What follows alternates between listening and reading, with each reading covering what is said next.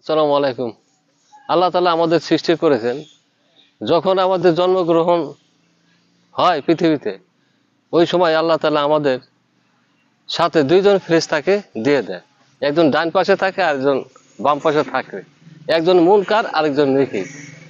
একজনের কাজ হলো, যদি সে খারাপ কথা কাজ করে, খারাপ কথা বলে, সাথে সাথে সে ডায়েরিতে লিখে রাখে। আর আরেকজন থাকবে ফেরেশতা, তার কাজ হলো যখন বান্দা ভালো কাজ করবে তখন বান্দার সাথে সাথে ডায়েরি খাতা লিখে রাখে।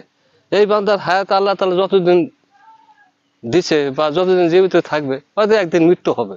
মৃত্যুর পরে ওই যে দুইজন ফেরেশতা, যে আমাদের ভালো মন্দ দুইটা কাজের এই জিনিস সে লেখা রাখছে, মৃত্যুর পরে আল্লাহ তাআলার কাছে ওই ডায়েরি নিয়ে হাজির করবে। এই দেখেন, আপনার বান্দা দুনিয়া বাঁচা থাকতে কি ভালো কাজ করছে না মন্দ কাজ করছে, তার প্রমাণ এই যে দেখেন।